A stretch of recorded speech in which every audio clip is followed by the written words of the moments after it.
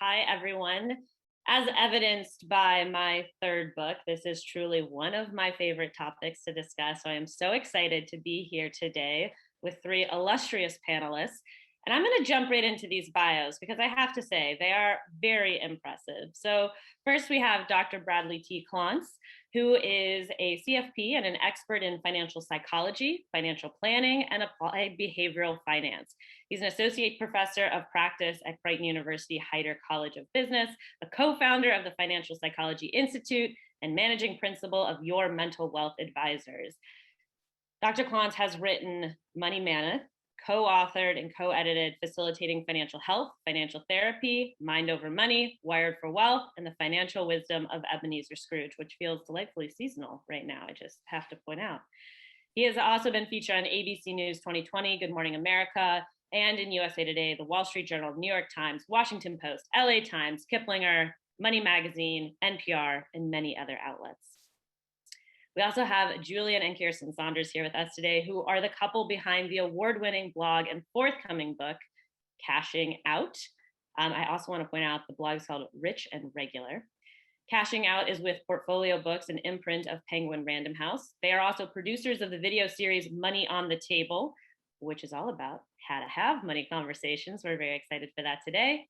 And our money editors at Success Magazine. They're based in Atlanta, Georgia, and their mission is to inspire better conversations around money.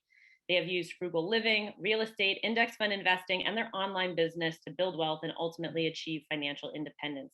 They have paid off $200,000 in 5 years, and their story has been featured in the New York Times, Forbes, CBS This Morning, Market Watch, and many, many more. So I am just incredibly honored to have all three of you here today. This is going to be a wonderful discussion. And I want to kick it off. I know we have questions coming in at the end. We also had questions pre-submitted. And really one of the best ones to start this conversation was, what is the first step in getting better at talking about money? So Brad, why don't you kick us off with that? Sure. Yeah, I started to sweat when I heard the title of this conversation. We're really going to talk about money. I think it's understanding your own psychology around money and understanding that money is a huge taboo topic in our culture. And this has been identified in psychology for 100 years. It's the thing we don't want to talk about. It stresses us out. And I think so much of it has to do with shame and worrying about how other people are going to see us. And we like to tell people you shouldn't worry about what other people think about you. But that is the opposite of how human beings work. We all like to think that. There's sort of a fantasy. We're wired to deeply care about how other people perceive us. Our ancestors who didn't care about how the other people in their tribe looked at them, they all died off, right? So we are the products of people who really care about what other people think about us, which is one of the things we have to overcome if we want to have good financial health, by the way, so we're not spending all our money. But we're anxious about it. We're ashamed. We don't want to tell people how much money we make. We're worried that they might think it's too much or it's too little. And so there's all this shame and anxiety associated with it. It makes it really tough to talk about. And then throw in, and I'm just going to generalize a little bit here, throw in us artistic types, right? Or therapeutic types. And, we can be money avoidant too. And I've done some studies on that. And we have a tendency to kind of have an aversion to it. Like we're artists, right? We want to create. And sometimes that feels psychologically in conflict with making money. Although I think we should blend those things. I hope we all do. But I think that conflict can be really tough for us. So just understanding where you come from around money, understanding that it's ubiquitous, that people feel ashamed about it and anxious about it. Actually, I always felt better about myself when I realized how everyone else was screwed up around money. It always made me feel better. It's like, oh, okay, so I'm not alone. I think that's so true. Oh, I was just going to add, it seems like a very easy plug, and I'll do it for Erin's book, right? So the first tip would be to buy the book about how to have, awkward conversations about money and just read the scripts. That would be really great practice. But from our experience, I would say one of the things that are really helpful are just kind of spending time around people who aren't as uncomfortable. I don't know that I've ever met someone who was just completely transparent and open and willing to share everything and anything they know and have experienced with money. But I do know that now more than ever before, at least for as long as I've been alive, there are communities in person and online where you can sort of like dip one toe in and look around and it's like, oh my gosh, did that person just say that? Did they just publicly share their net worth? It's very, very weird. But the more you're around it, people like that, I think the easier it becomes, and it's sort of you sort of gain some courage just from being around them. And I'll just throw in to lower the stakes. I think a lot of people put a lot of pressure on their money conversations, especially to Brad's points, creatives and writers. We are taught that things have a beginning, middle, and a very clear end. And with money conversations, the bar for the conversation can't be conclusive. It's going to be ongoing. It's going to be a continuous, ubiquitous conversation in your life. And you just need to get used to the fact that you're going to keep having different versions of the same conversation as as you continue to live. Well, I just actually want to pull a thread a little bit. Julian, you were mentioning there's places that people are having these conversations. Well, where do you recommend some of those places? Like, how do folks stumble across and find those spots? You know what? I don't know that I've ever recommended Twitter as a place to have productive conversations, but I will say there is a sort of community of money enthusiasts and personal finance nerds and advisors and bloggers and people who are just really passionate about money. So that's one place, but obviously there are other social media platforms that might be a little better positioned to have more productive and thoughtful or even nice, dare I say, conversations about money. But certainly they are really all over the place. I mean, personal finance communities are on just about every social media platform out there. Now, speaking of this, trying to aggregate information and find it, one of the questions that came in was about getting information about what authors make. So Brad, is there like a glass door for authors where we can see averages for different books and genres, or like, why not if there's not? Which, spoiler, I'm pretty sure there's not. Yeah, I mean, I really connect with what Julian was saying around trying to put yourself around other people who are able to talk about it and are having a different experience than you are, especially if it's new for you. And why is there no place to go look to see exactly how much people are getting paid per genre? I'm not an attorney, but I have a feeling there's some antitrust laws that we could potentially be violating. It's called price fixing. If we're having conversations like, how much is this particular publisher paying you or this company? And then all of a sudden we're looked at like, large corporations by by the government. And so I think there's probably some concern around just laying it out. This is how much we're getting paid. But what I've done, and Julian mentioned Twitter, I actually did that. And when I first started writing, I found somebody who was a step or two ahead of me. And I was like, actually, I found a book at Borders and I saw, oh my God, this person went to my university. And so I actually reached out to them and said, hey, I'm writing a book and I just wondered if I could pick your brain. And he was kind enough to give me 20 minutes. And that's pretty much how I've done it my entire career, is trying to find somebody who seems to be a step or two ahead of me. So I think they have a broader perspective than I would, and trying to ask them. I literally just had the conversation a year ago. I've had this conversation several times with some of my friends saying, if you were me, how much money would you charge for a speech? You know me, my background, what's the going rates? And I'll throw in a plug for agents here too. One of the reasons that I love my agent is because she knows what's happening. She has a broader perspective. She's seeing what's happening with multiple authors. She has probably more of an objective opinion about what my brand or my expertise could bring to the table. And so I don't think you can do it in a bubble. I think you actually have to get out there and personally connect with people.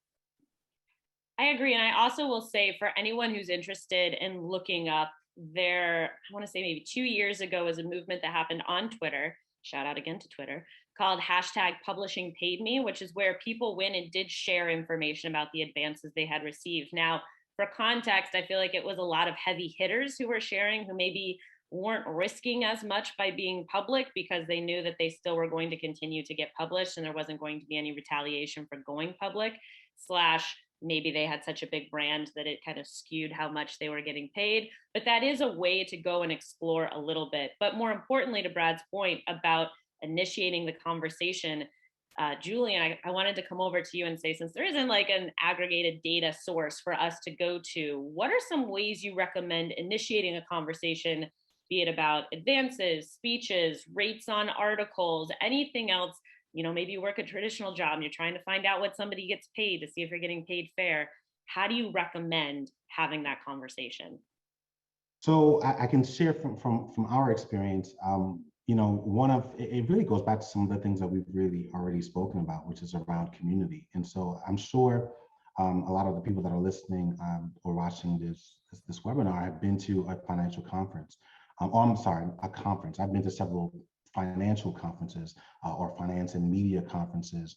And quite honestly, it's not uncommon to find a workshop or a breakout session entitled "How I Got This Kick ASS Advance," you know what I mean? Or how I scored big and turned, you know, $20,000 into $50,000. And so I would start with going back to community, finding conferences, and it could be conferences for speakers or conferences for writers or content creators. There are a lot of them out there. Some of them are in person, many of them are in line or online. Some of them are both. And just like you would any other conference, at the end of the session, walk right up to that person and just tell them, because they will stand there and wait. And it's actually for them, as someone who's led some of those sessions, it's like the best part of the conference is actually getting to stepping away from talking to 200 people and whittling it down to like 5 or 10, right? And you'd be really, really surprised how open and willing those people are to give you their business card and to share a lot of really great details. And so that's what we did. It was like, how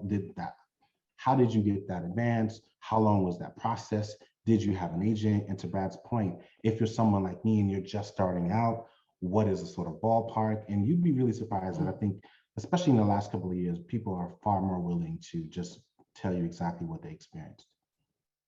I love the ballpark one. That's something I always recommend to folks. If you're feeling a little uncomfortable about asking, you can always hedge with, could you tell me, do you make over or under X amount of money? Really, Yeah. kind of in any context, that can be a really helpful strategy. I know if people have used it on me, I've used it on other people. It usually yields a pretty positive result. So for all three of you, I'm curious, how do you determine your rates for projects? And I know that projects can be a broad word. We can be talking about working with particular clients. We all do very different types of work. But Kirsten, we'll start with you. What are some of the things you think about when determining a rate for a project? Oh man. I mean, the first obvious one is expenses. So whether it's going to require me to use any external expenses, whether it's a copy editor or a video editor or a lawyer to review the contract, that's the first thing that goes in, is the fixed expenses. And then I think through skill sets and time. And between those two, I come up with an hourly rate for myself. And it varies per project. I don't have a fixed hourly rate for my writing and my video and my hosting and my production and my speaking. It varies depending on what skills I'm using and how long it's going to take. And what I've learned is that it actually takes a couple of seasons to get it right. So revisit your pricing often, because there's something that you learn with every project that, okay, once you factor in the back and forth with legal, the back and forth with edits, the back and forth with invoicing, the fact that it takes 60 days to get paid, this now needs to be the new rate instead of like the rate that I was just thinking of that it takes me to like type out the words on the page. So it's been an iterative process, and it's always evolving. And so I encourage people to not think of their prices the same way that corporations think of salaries, as it's set in stone and this is just what it is. It can be very variable. And I'll just add to that point, it should always be going up, right? Like, Right. and so whether it's going up because you're having a larger platform or going up because the cost of doing business is going up, right? It may have nothing to do with you, but there's certainly no reason for you to absorb that cost, right? So you should be passing that on to the client or whoever it is paying you for whatever you're providing. Brad, I want your answer, but I'm going to add a little wrinkle from also kind of the psychology perspective of, so often when we are creatives, our services are devalued by even the people who are interested in hiring us, and we tend to devalue them ourselves. So I'm curious, how do we also combat all of that energy coming at us when we're trying to set a rate? Yeah, and I'm so glad you brought that up, because I used to get really upset when I felt people were devaluing or asking me to do stuff for free, as if it's like my time doesn't matter, my expertise doesn't matter. And just emotionally, I would get really upset. I'd feel really offended. And that did not go so well for me, just in terms of my emotional experience on earth. I don't want to walk around offended all the time. And by the way, you're going to get offended all the time because people are always wanting stuff free from you. And I found this little mindset shift that has really paid off for me, really paid off. And the shift is this: of course they want it for free. Of course they do.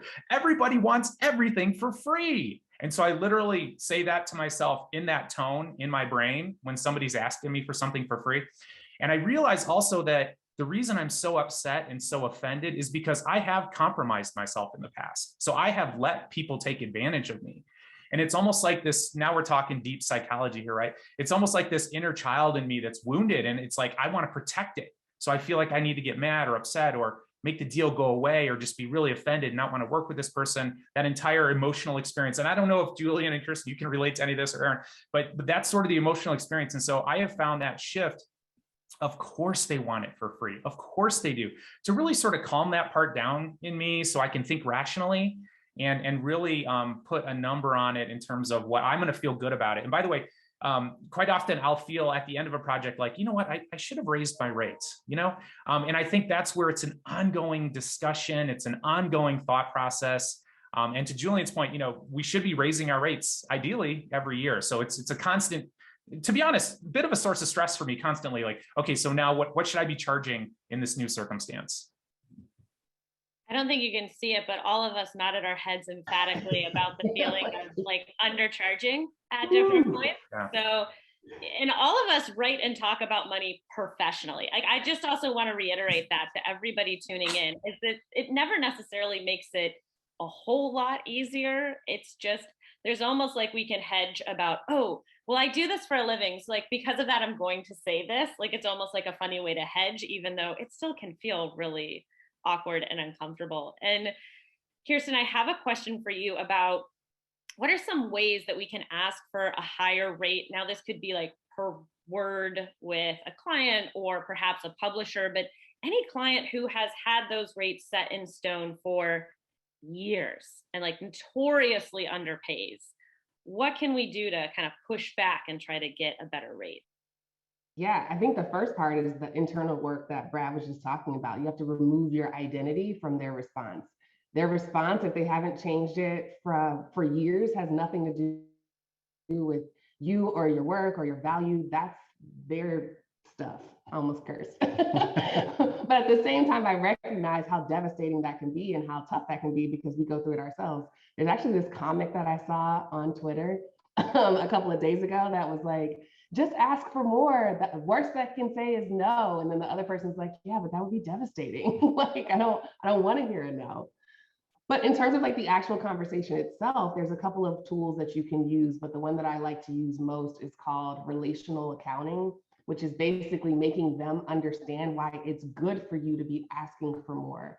And so it's a little technique. It's kind of like a mind bleep, but you're basically telling them why it's so important that you ask for more. You say, look, I really want to be able to focus my time on this. In order to do that, I need a higher rate so that I can focus and give more time to this project. I want to be able to interview the subjects and get really in depth. And so in order to do that, I need to make sure that my rate protects my time. I really want to travel to the place that this happened and get photography that will really support the story. And so you're just going on and on and on. And then you're reminding them that it's actually good that you're honest and brave enough to ask this question because it's going to make a better story or a better output creatively anyway. You want someone who isn't afraid to go there to write the story, and you're demonstrating that you're not afraid to go there even with them. I love that. And what are some other strategies in opening this up to the group that you've used to successfully negotiate with a client, or perhaps ones that you've seen? Yeah, I'm fine with the failures getting shared too, times where you've totally just been shut down. Julian, do you have one in mind? Well, the first thing that came to mind was actually a really great bit of just career advice. This is before I was self-employed, but one of the best leaders that I've ever worked for reminded me very clearly that my work does not speak for itself. And so we have to do, and by we, I mean everyone who expects to earn more, we have to do a better job of self-promotion. And that can seem, very uncomfortable as well, but, dare I say, choose your discomfort. You're either going to feel discomfort promoting your worth, and that could come in a number of ways. It could be on social media, it could be on your website or your blog. One of the things that we haven't quite done, and we've been telling ourselves we should do every single year, is to create a bit of an internal newsletter, right? So if you have, let's say, 10 clients that you worked with this year and another 10 from last year, maybe you create like a short list and you're just every couple months or so, just reminding them and sharing your wins, letting them know of some of the really, really great things that you're doing so that they don't just remember you from who you were 2 years ago or even last year, because it just takes one project to really sort of make your value be perceived significantly more than it was in the past. So really, really getting more comfortable with self-promotion. And it doesn't have to be, complicated or, just so self-absorbed. It can really just be, hey, these are some of my achievements. And then the last thing I will say is LinkedIn. Yes. I'm saying this because I'm even just continually blown away by it, because we actually spend far much more time on other social media platforms. But I found LinkedIn, especially within the last year, to be an amazing place to feel more comfortable sharing professional achievements. And you're sharing it with people who might actually have the potential to access the budget to get you the things that you need. And so I would say, while all of the more popular websites might be more fun, LinkedIn is a really, really great place to sort of figure out what you're going to do, how much time you're going to spend there, and how you're going to position the work that you do on that platform. Mhm. Oh, before we kick it over to you, Brad, I actually just want to hop on that idea of a newsletter, because for all of us as writers, particularly those who either have an agent or an existing publisher, maybe you're looking to get another deal at some point, send those wins to your publisher. That is actually a practice that I have, where every few months or so, I will do a roundup of where the book has gotten press, things that I have done, to just sort of reiterate, like, just to remind you, I'm still out here hustling for this book and ultimately for you. So when we come back around to our next negotiation, I want it fresh in your mind that I've been these places. Right. Brad, what are some of your strategies? Well, I was wanting to take notes when Kirsten was talking about hers on raising the value. That was just pure gold on help giving them the rationale for why they need to pay you more, and that what's in their best interest, right? You're aligning with them and what, hey, help me help you, right? Exactly. That sort of mindset. I would say also, like, the thing I would add is have confidence in your fee. Have confidence in your fee. Now, in order to be confident in your fee, you probably need to do some due diligence. Like what are, and this goes back to our first question, what are people at your level in terms of what you produced or whatever it is, what are they getting paid? Like, what's the range there? So have confidence in the range. And I think that's really important, because the fear, anytime you don't accept somebody's first offer, the fear is that it's all going to go away, or they're going to laugh at me, or, this is going to have some sort of negative effect. And by the way, it might have a negative effect. And I'll point this out because, it might, especially if you are in a minority category. I mean, this is very real. Like, you might get pegged. I'll talk about women, for example. You might get pegged on, that's inappropriate from a gender sort of role expectation thing for you to be asking money or being ambitious, and you might get hurt by that. I mean, quite honestly. And so I think it's understanding and having confidence in what you're asking, to the point where it's within a range where you're going to feel just sort of like ethically and within your own sense of self-worth and what's important to you, that you're okay not doing the project, because if they were going to pay you at a lower level, it wouldn't fit with what's fair. So having that confidence, which to me anyway involves me doing some due diligence and trying to figure out what's the reasonable range. I don't know if you happen to scroll the questions, Brad, but you actually hit on a question that has come in since we started. So I'm going to leap to that. And Kirsten, prepare yourself, because this is coming for you. It's about being a woman in this industry. And the asker said, as a female, there is a double standard, almost a stigma, in that at times I've been nearly scolded for asking to be paid a fair fee. And I've actually found myself apologizing for asking to be paid. I've experienced this even with other female professionals who expect me to expect a lower rate. How do I get around this? I will also just say, because I just teed up a big one without giving people a whole lot of time to think, so I'm going to vamp for a second just in case you need a moment. But in addition, this is such a heavy question that we're not going to give you like this is the one way to fix it on this webinar. But I do think I respect the advice to say no to those projects. But on the flip side, I understand that financially that's not always an option. So it's, how do we live in this reality of sometimes we have to figure out how to advocate for ourselves, but also we have to pay the bills. And so, Kirsten, kicking over to you, what are some of the ways that you contend with this? Oh, I love and hate this question because it makes me so angry. But you're absolutely right. Like when women, and particularly women of color, are hesitant to ask for more, it's an accurate read of the social cues and consequences of doing so. And part of it is kind of like what Brad was saying earlier. It's that little hack where you say, of course, you want it for free. But in my mind, I say, this is the part where I get pushback, or this is the part where they try to undermine my authority. I'm likely the first Black woman who's ever asked them for more. And so this is the part where this is going to happen. And so I can prepare myself in advance. But then the second part is also to be prepared to leave. You might need the money right now, but you don't have to stay with that money forever. You don't have to stay with this client forever, and go to where you're wanted. Go to publications and clients who have proven, who have demonstrated that they're comfortable paying equitably, and be prepared to walk away. And I think that's a practice in and of itself as well. The first time you do it, it's scary as I keep wanting to cuss. It's very scary. But the second time you do it, you start to feel empowered. And I think there's a lot of tools that teach us how to cope and how to process the trauma and how to heal. But there's not enough tools that say, just walk. Like that's how we start to regain our powers, when we start saying no to it to begin with. And so inch by inch, give yourself some grace to take some on the chin, but also give yourself the courage and the experience of what it feels like to say, nah, I'm good.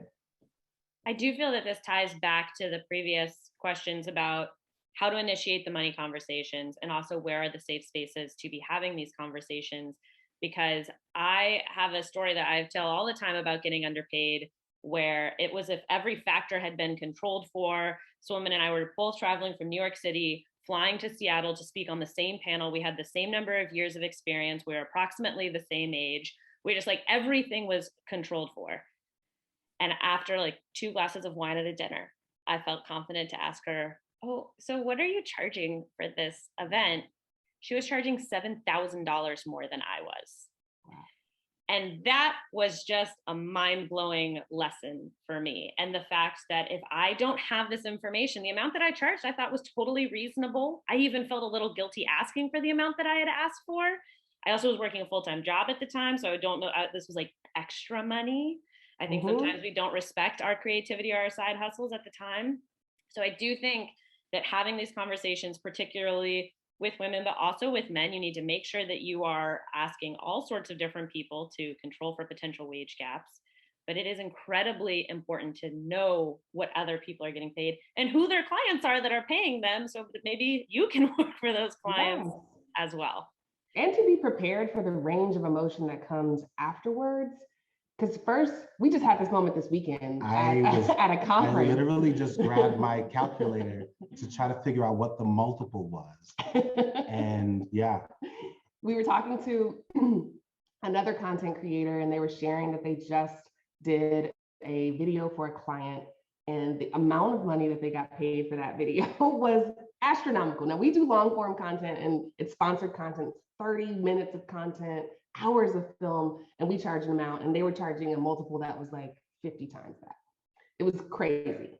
And initially we were angry, like, how the F is this happening? And then we felt stupid because it's like, how am I so dumb to undercharge? And I thought I was making enough. But once you go through once you allow all of those stages, kind of like grief, you get to the point where it's like, all right, now what do I do next? Like, what do I do with this information besides be outraged and ashamed by it? Because if you're outraged and ashamed, you're not going to create the kind of stuff that you can, that changes, you know, your compensation for you. So it's just allowing yourself that full range and making sure that you go through the full experience to the point where you now feel comfortable raising your rates, versus like you just get mad and go sit in the corner. Yeah, I'll jump in on this one too. The worst experience I've ever had giving a speech was one that I did pro bono. I did it for free. By the way, I feel like you're treating me really good here. So it's not this one. I showed up and they said, oh, we're a nonprofit, you know. And so I showed up, I did it for free. And it was the worst experience I've ever had giving. They were so rude and mean to me. And I was just sort of like, what, I'm doing this for free. And it's like, sure, yeah, we're not paying you anything. So like quite literally it's worth $0. And so we are going to treat you as such. And the worst part was I found out that the person just before me just got paid $15,000. And it was like, wow, that's a terrible feeling. Okay. So I'll say that. And number two, I will say that congratulations. If that has happened to you, what that means is you have just elevated to the next level. You didn't know it, but you just did. And now that you're in that next level, you have to sort this whole thing out like, whoa, I thought I was worth this, but I am worth this. I'm worth 5 times that. And that's a good way to look at it. Congratulations. You've just entered into a new zone where you need to dramatically increase what you're charging. You know what? Again, Brad, you tee us up for a question that has come in while we've been on this call. So I'm just going to go ahead and ask it now instead of waiting for the Q&A. Someone did ask, do you vary your approach to pricing when dealing with a nonprofit organization versus a profit-making organization? I will just kick this off with my personal experience. I do 1 pro bono event per quarter, so 4 in a calendar year, and it has to align with something I value, which typically means it's either for specifically like a women-centric group, we're doing like a money empowerment session, or something that aligns with a value that I have and a mission that I align with the company. And there are times where I will charge less to certain universities or certain nonprofit organizations, but I do still charge a fee because A, they still have budgets, and B, like Brad just teed up, you value how much you pay for something, and if you're paying 0, you might not be valuing it. And you can also barter. There have been bigger name companies where I've said, well, can you give me a testimonial that I can publicly share? Can I use you as a reference or something like that, that then also gives me a little bit of leverage or value on the back end if they're not able to necessarily meet my fee. So Brad, how about you? Do you vary now the difference between how you charge a nonprofit and a for-profit organization? Well, my new approach is to do 1 pro bono a quarter, thanks to Aaron. I really appreciate that one. And I think for me, I probably do, but at least I have this mindset now where regardless of how their status is as a corporation, it might not mean that they have less money just because they're a nonprofit. Like there's some, just understanding that. And some executives of nonprofits make a lot of money, right? I mean, it's just understanding that, to your point too, on the pro bono stuff, is it part of your passion? Are you talking to your people? Is this part of your mission? And I really do love the idea. And I think I probably averaged it, but if you can designate some pro bono work, you're going to feel like you're giving back. You're giving in a way that really matters to you. And then you can feel more comfortable about charging to fund your life and, feed your children in those other gigs. Julian? Yes, we've certainly had this experience, and we have done work for nonprofit organizations at no charge.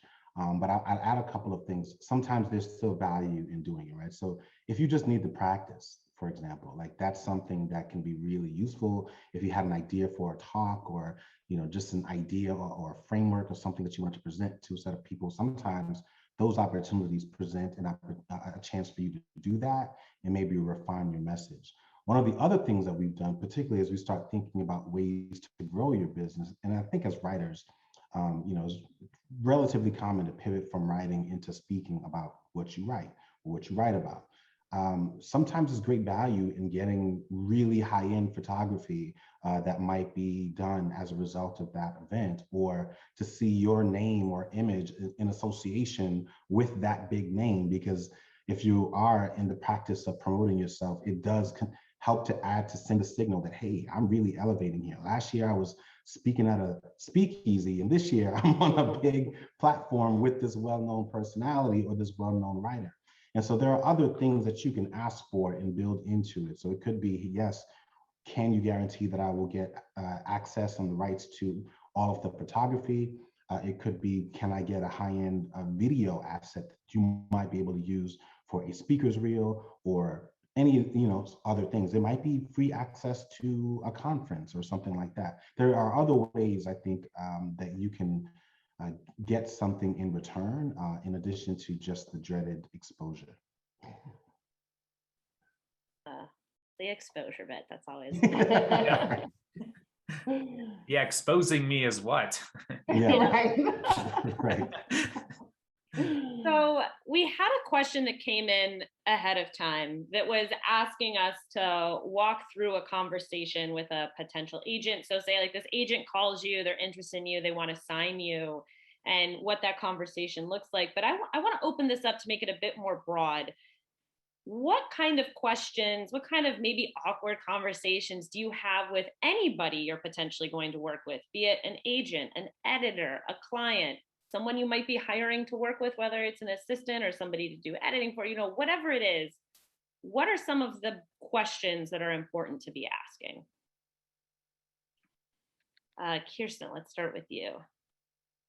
So one of the things, I'll focus on agents right now, but one of the things that was important to us when we were selecting our agent was that the agent was able to repeat back our vision using her own words. And so in the conversation, we started talking about the hopes for our book and what we wanted to be and what kind of people we wanted to become as we were writing it and how we wanted to impact the culture. And so after we explained it in our words, which was, using our language and our metaphors, we were like, can you think of an author who has had a similar impact? Can you name an example or maybe a book you read that had a similar feeling on you? Can you give me some sort of indicator that you understand the emotion that I'm seeking, the feeling that I'm trying to create, and tell me that you know what that feels like. And so our agent Lucinda was the first person who kind of nailed it, where we asked her the question and she was actually very thoughtful with it. And she named a person that I was like, oh, okay, well, yeah, that is exactly what I said. Someone who, it was Brene Brown, by the record. Not saying that I am Brene Brown, but it was someone, she was talking about how her research and storytelling combined and how she was able to break through to new distribution channels to communicate the same message and take an old concept and make it fresh and relevant to the times. And it was like, yes, that's exactly what I want to be able to do for money.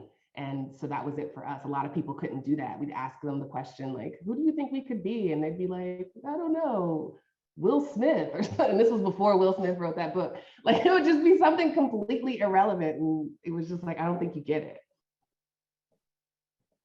Julian, do you have anything to add on, especially as you guys have really expanded? It's not just the two of you. You have people that work for you. You collaborate with other, organizations and, creatives. So what are you looking for? It's very much a feeling. And similar to what Kirsten was saying, it's about resonance, like our ideas resonating with them. Do they get it? Do they care as much as we do? And do they have ideas and dreams of their own? Like, that's really important for us as creative entrepreneurs. We don't want to, at least for us, we don't always enjoy being the person that sort of spotlight is on. So if we're collaborating with someone, I want to know that they've got a vision for themselves as well, and the work that we're collaborating on adds value to what they're trying to do and could actually help them become whoever they envision themselves as well. For me, my hack is I want to cut out 99% of the work of vetting somebody. And if I can, within my network and my friends, say, this is kind of what I'm looking for. Do you know of anyone who does this that you've liked, that you've worked with? And I have found, for me anyway, otherwise starting from scratch, it's just, there's so much you don't know. And there's tons of studies on this too, like interviews are just a terrible, terrible predictor of how things are going to go in the future, because everyone's giving their best, right? And everyone's nervous and off a bit. So I always try to rely on referrals from friends who know me already, and I know them, and I know what matters to them. And so I can find somebody that, if I know if they've worked well with them, there's a good shot that it might work for me, because they know me and they might say, no, I don't think that person would work with you so well. Now, this is a tricky situation type question, and I've had personal experience with a version of this, not with my agent, but we'll get to it. But the question is, how do I question my former agent when I suspect they haven't been truthful about my royalties? This could also apply to, how do you question anybody that owes you money and is not paying you what they're supposed to be paying you? So, Brad, what's one of the ways that we can tactfully initiate this conversation? I whenever possible, I like to capitalize on my ignorance and try to assume, like, this goes back to our psychology too. Like, did they, like, what makes you think that they're cheating you? And I think this is really important, because if I know that I have a scarcity mindset, for example, because I come from a lower income environment, which I did, by the way, and scarcity mindset is something I think I've been combating my entire life, right? There's not enough, people take advantage of you, this kind of thing. Is it that, or is it just my ignorance? Like, I can't tell you how many times I've thought somebody was doing something that was shady, and I realized, oh, I just misunderstood it. So now I always start with, I obviously I don't understand what's going on. And so I try to approach it like that. Like, I'm confused. Like, I haven't really had much experience with agents. I'm not sure how you're charging. Could you explain this to me so I can learn? And go at it from there, versus an accusatory frame, which is going to immediately create resistance. And look, if your agent actually did cheat you, do you think they're going to tell you? Do you think you're going to have an honest conversation with them? And so I think it's helpful, at least for me, to take that sort of position of a beginner's mind. Like, I don't really know how this is working. I'm confused. Can you explain it to me? Yeah, that's great. Kirsten, Julian, any experience with this? No, fortunately, but I will say we've had a lot of experience with that with different vendors or other media companies. And what I've learned, not just from experiencing delays, but also going back to my corporate experiences, you'd be surprised how outdated a lot of payment processing software and systems are that really contribute to why certain people don't get paid what they are owed correctly or at the right time. Like, it is very, very clunky, and it's more often than not the thing that most people, it's the last thing that they want to do, is to deal with procurement or deal with the legal team or deal with any of those things that are due, like invoices and attaching purchase orders to it. It's horrible. It's a really just experience.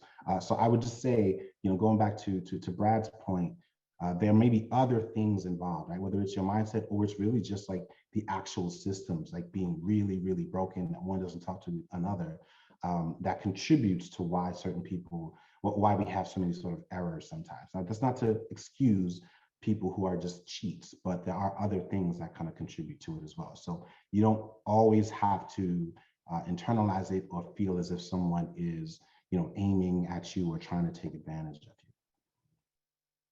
I very much agree with that. I will also say I have had multiple royalty statement issues over the years. I have 3 books published, and I want to say there's been at least 3 times that I've had to correct or have a royalty statement corrected. And it is very much to do with the systems. No one cares about your money like you do. And it has never been my agent that's the problem. My agent has always been the one that's gone and helped me fix it. It has been in-house within the accounting department with the publisher. And some of that's because everybody's contract's a little different. So one of mine, for instance, reserve on return, return on reserve, pardon me for always reversing what that means. But basically it was like, you get 4 rounds of doing this on statements and then we're done. And I knew that. I tracked that on my royalty statement. So when I saw that being withheld on the 5th statement, I was the one that flagged it, because no one cares about my money like I do. And I got my money back. It's something that like eventually probably would have shaken out, but I'm like, no, you owe me this now. This is how this is supposed to be now. There have been times where the portal that I see was reporting something different than what my royalty statement was saying. So I just, not an accusatory way, very politely asked for an explanation about why I'm seeing 2 different numbers. And I do think, coming back to the original point, that it's never coming at somebody having malice. Always assume a position of ignorance, not a position of malice for the other person. So that you come in and say, oh, I think that this was just a mistake, and maybe I'm confusing this. My understanding was X. Could you explain why it's Y? And that often does solve the problem. But yeah, again, always check your royalty statements. And for those of you who have not checked out the wealth of webinars we've done, we do have a royalty webinar that's exclusively about royalties you can look up after this as well. Kirsten, did you have something you wanted to add? Yeah, I was just going to piggyback on what y'all are saying, that just because their systems are outdated and archaic doesn't mean that yours has to be. So if you don't have a system for yourself for tracking and just kind of doing admin, like I have an admin day and like 7 to 10 minutes of it is just contracts and going back through and making sure it's net 30 or net 45, or is somebody late? What's the email address? What's the process? And, you know, it's like the worst 7 minutes of the week, but it allows me to stay on top of these things, because I think the more proactive that you are, the better you feel and the more practice you get about what's normal. And going back to the earlier conversation, you can start to build some hedge into your rate so that your finances aren't suffering through these archaic systems and these delayed payments and these missed payments. You can start to build some of that in there because you know that it's going to happen, you know, 15% of the time or 20% of the time. So as long as you have some sort of system, mine is not complicated. It's a combination of sticky notes and like Google Sheets and Gmail. I'm not saying you need to go build an Airtable, but having a stack of like envelopes and printed papers is probably not it. Like you need something digital that's trackable, traceable, repeatable. Now, hopefully it's always ignorance, not malice, but sometimes there are people who just aren't working out in our lives in terms of having a working relationship. So what are some examples that any of you have experienced with having to fire someone and how to navigate that awkward conversation? So maybe an employee, an agent, a client, could be a myriad of different people, but how do you navigate that conversation? Yeah, Brad, do we want to start with you? Yeah, I thankfully haven't had to fire anyone. And I think some of the nature of the work I do is cyclical. So it'll be related to a contract or a project. And so when I find that it's not a good fit, I just don't re-up the next project. I just say, oh, sorry, that doesn't really fit with what I'm doing right now. Thank you so much. I really appreciate you. I don't like to burn bridges. I feel like there's very few reasons to do that. And who knows, maybe it'll be a better fit for me later down the road. Kirsten and Julian? We've had similar experiences where if it's a contractor and we just decide not to continue working with them and we'll just find someone else. But the more challenging experience we've had was having to fire a family member that we really wanted to be a part of what we were building. I think the passion was there, but the skill set just really wasn't. And I think that's the key, is to just focus on the skills that you need. And so being very clear about what it is that you want, dare I say, going to the extent of even writing a job description so that you can refer back to it as a bit of an accountability tool. This is what we asked for. This is what we were looking for. This is what we expected. This isn't quite what you're doing or able to do. And we feel like we've actually spent more time and money training you and helping you. And that's actually compounded the problem that we're dealing with, right? Because we didn't have time to deal to begin with, which is why we brought you on.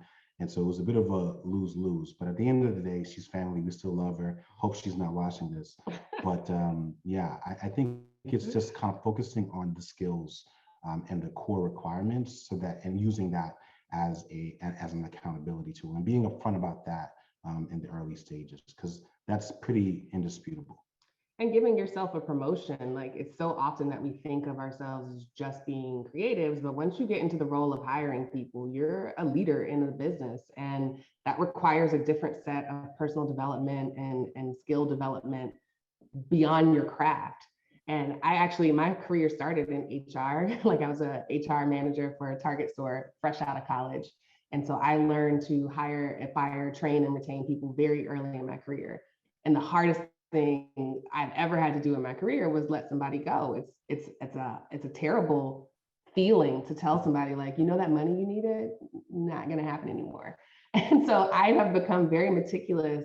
One of those measure twice, cut once, or whatever the saying is. I should know that. Measure twice, cut once. That's it. I think that's it.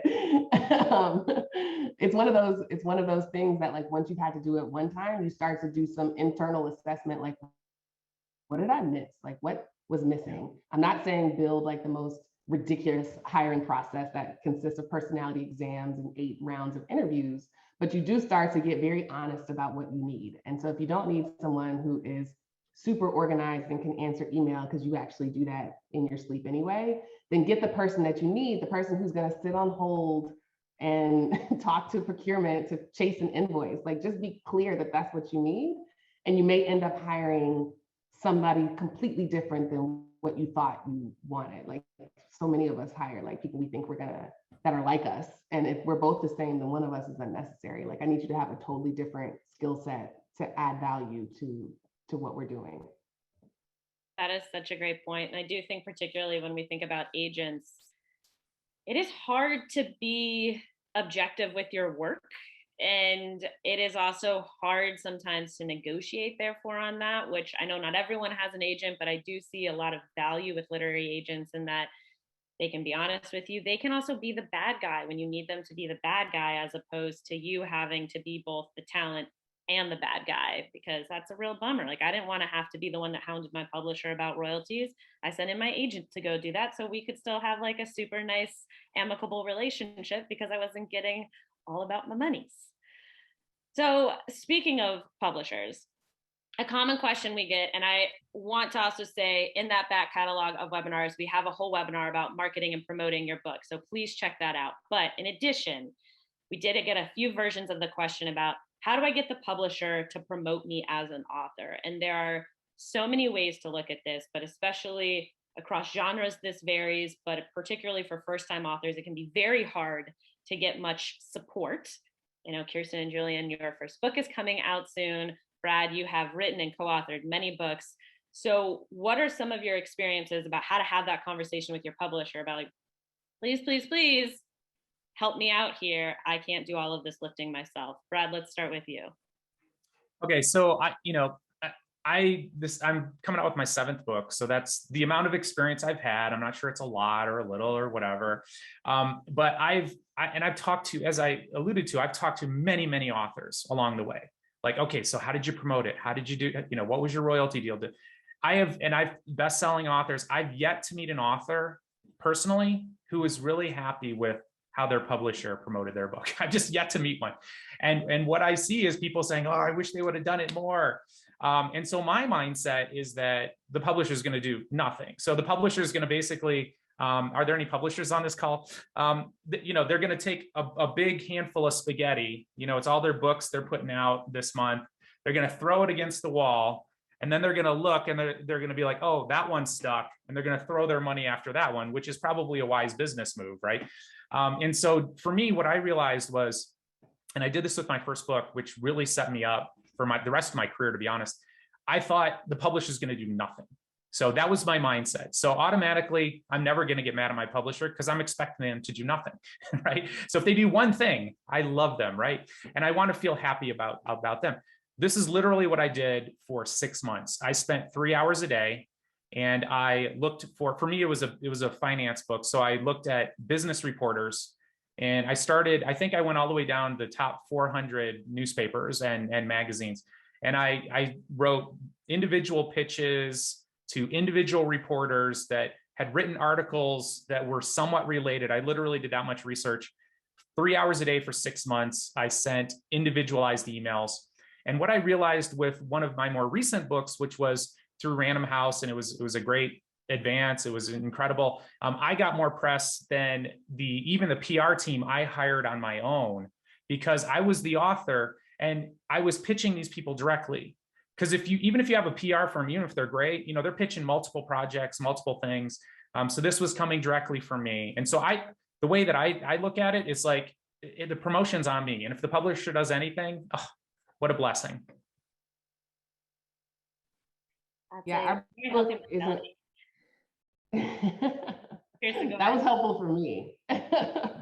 Our book isn't out yet, but we've heard a similar sentiment. And another kind of sentiment that we've heard is that everybody's going to help you market your book. Your PR is supposed to help you market. The publisher is supposed to help you market. The book agency, if you hire one of those, is supposed to help you market. And nobody's really focused on sales. And so what you need to be focused on is how you're going to sell your book, regardless of what your publisher does. What are the opportunities where you can literally ask people, buy this book, instead of just talking about buy it. So craft out a full sales plan to make sure that you're actually moving copies off the shelf. Brad, we had a follow-up question. What exactly did you pitch? Was it to speak about something specific with finance, to write an article, bit of both? I also just want to plug, if you're trying to get on podcasts, have like a very specific, hey, I can come on and talk about like these 3 things, not just I have this book coming out, have me on. Yeah, so All right. So what I would do is tie it to some event that's happening right now. Like nobody cares that you wrote a book. Okay. I hate to break this to you. And my mom stopped reading after 3. I don't think my mom cares that I have a new book. Okay. So nobody cares. So you just have to understand that. What you need to do is tie it to something people care about. So what's happening contemporarily right now? What can you do that is an angle on it based on your book? Give them the story. Don't say, hey, look at me, I wrote a book. Again, nobody cares. Help them with their job. What is it they have to do? They have to feed the beast. They have to write another article. They have to write 3 a week. How can you help them do their job? And so that was what I found. And by the way, they're going to love you because you've just helped them do their job. You know what I mean? And so I would do it related to the book, but I would tie it to something that was happening. And I would say, hey, let me know if you want me to send you a copy. And so, and I had a really good response rate because each one of my emails were very specific. I did my due diligence. Hey, so-and-so, I saw you wrote an article about this. I enjoyed it. I think you might be interested in this. And I tied it to a story and I basically handed it to them. And what's so interesting too, for me, like I started to become a op-ed columnist because of some of these newspapers like, hey, do you want to write the article? And I'm like, sure. So I had a few publications come out of it just from that experience. I'm going to try to squeeze 2 more questions in our last couple of minutes. One, this happens to so many of us. This person says, I get a lot of work via word of mouth. It makes it difficult to raise my rates. I feel bad if someone referred their friend to me and then I charge the friend way more than I charge the initial person. But at the same time, my rates are stagnating and I know this isn't fair for me. How can I fairly raise my rates without tanking my referrals? Who wants to tackle that one first? I'll jump in. I think fee integrity is super, super important. And so when I charge a particular fee for doing something, and the variables matter, like what's the size of the audience, all that sort of thing. I have this thing in my mind.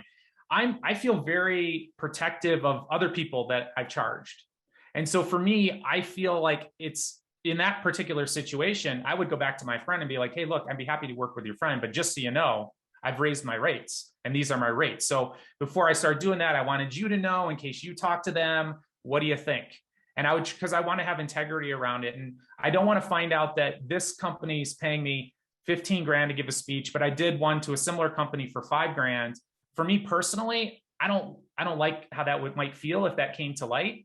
And so anyway, that's my motivation is so I want people to see that and it's like, hey, I paid you less last year. It's like, well, yeah, but because I charge more this year. Julian, Kirsten, any ads?